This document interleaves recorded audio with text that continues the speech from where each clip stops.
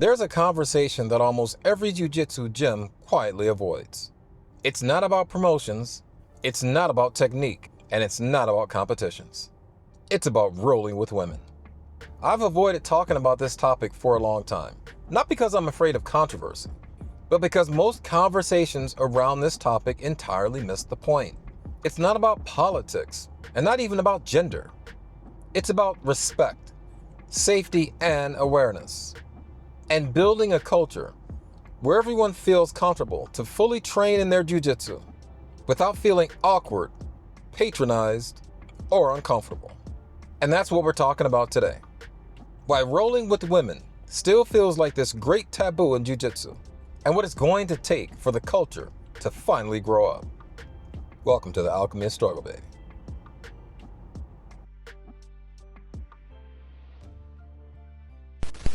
Every academy has to deal with this topic on some level, even if no one brings it up. Some people are totally fine with it. Others feel uneasy, but push through it. And others flat out avoid it altogether. And there's this silent tension. And most guys won't say it out loud, but they're simply afraid of doing something wrong. What if I go too hard? What if I hurt somebody? What if she thinks I'm creepy? That hesitation, that overthinking, makes the round worse for both people. And as much as men try to hide it, women notice when guys avoid them or just go through the motions. But what they want is honest, appropriate resistance. Real pressure, but delivered with control. And when that doesn't happen, it sends a very dangerous message. I don't consider you a real training partner. And that's where most of the awkwardness begins. Not in the contact itself, but in this intensity gap. Because once the roll starts, no one's really sure how hard to go. And most guys default to half speed or just going through the motions, not out of arrogance, but out of fear and extreme caution. And that hesitation is what feels patronizing to your training partners. Like this woman said in another forum, how guys are so careful not to press their weight into her, to the point where the round isn't even useful, and she gets far more benefit out of rolling with women who aren't afraid to go full speed. So it's not protection that she's looking for, but full participation. And look, the intentions are good, but the effect is lopsided.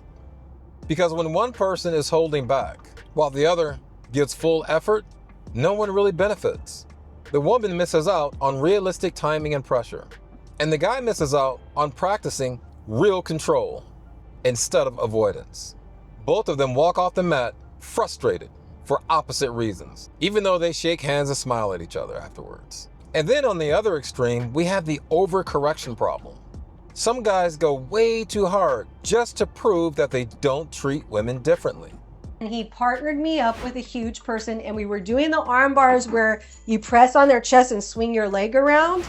And the guy did it to me, and it popped my sternum, and I literally could not move. That and hurt. I went to the doctor and had to get an IV injection of some kind of pain reliever. They turn it into a contest of toughness.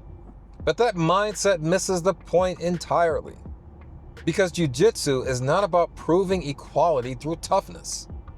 It's about proving skill through adaptation. Use your weight, but with balance. Apply pressure with precision. A skilled roll, regardless of gender, is a conversation, not a collision. And that brings us to the bigger question. What's the actual fix? It all starts with the coach. A coach cannot control attraction, or insecurity, or biology, but they can control the environment.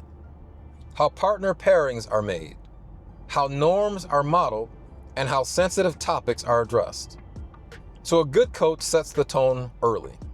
New students and existing students alike fully understand what's expected. And when that's the baseline, awkwardness fades before it can take root. But there's another important point to make here. No one should take offense to someone else's boundaries. Some men simply are uncomfortable rolling with women. Sometimes it's for religious reasons. Sometimes it's just personal reasons. Just like declining a role with any other training partner. You don't owe anyone an explanation. Mutual respect includes the freedom to say no. And there's a woman on Reddit who put it perfectly. She talks about the guys who say, well, I can't roll with you because my wife won't like it. And so it bothers her that it sexualizes jiu-jitsu.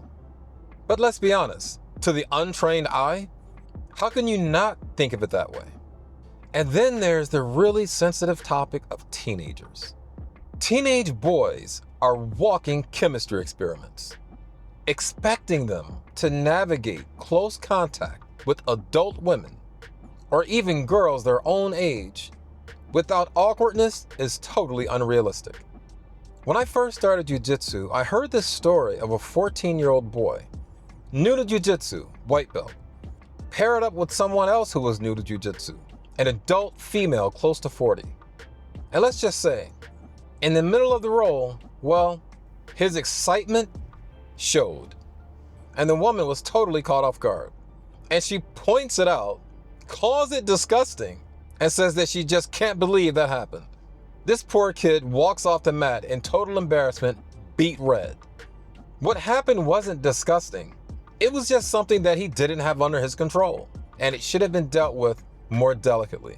First of all, he should not have been paired up with her. And that's where the judgment of coaches matter the most, and prevent situations like that from ever happening. But for most of us who have been training jiu-jitsu for a while, once the roll starts, gender fades. We're too busy thinking about technique, timing, transitions, not the gender of the person trying to armbar us. The art becomes the focus above all else. But getting there takes time. Most people who start jiu-jitsu are adults who've never experienced that level of close contact outside of close personal relationships. And now we suddenly expect them to ignore it on day one, which is completely unrealistic. And this is also why I think classes designed for women only can play an important role here. It's not about dividing the room, but building an on-ramp. Even Melissa Howder advocates for this. I've heard her discuss it many times on the Combat-Based podcast.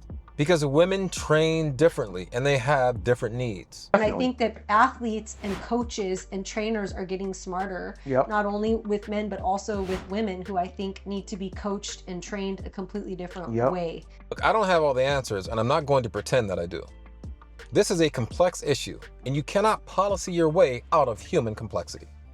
What makes a gym healthy is not a set of complex rules, but how consistently those rules are practiced. Jiu-jitsu already forces humility. We just need to make sure it also protects dignity. So rolling with women does not require a new set of rules. It just needs real grown-ups in the room. Now I know there's someone watching this saying, dude, I've been rolling with women for years. We don't have this problem in my gym. And this is good news.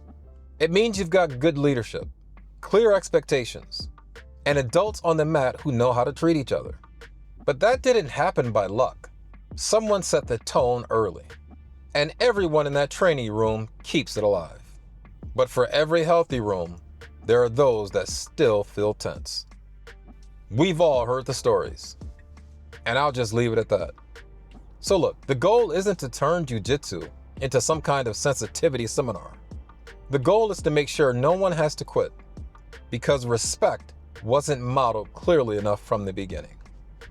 And it takes all of us, the coaches and the students, everyone in that training room, to build the right kind of culture, where everyone feels respected and can safely learn jiu-jitsu. And if any of this hit home, check out some of the free downloads in the description. Or, if you want to go deeper, join the channel membership.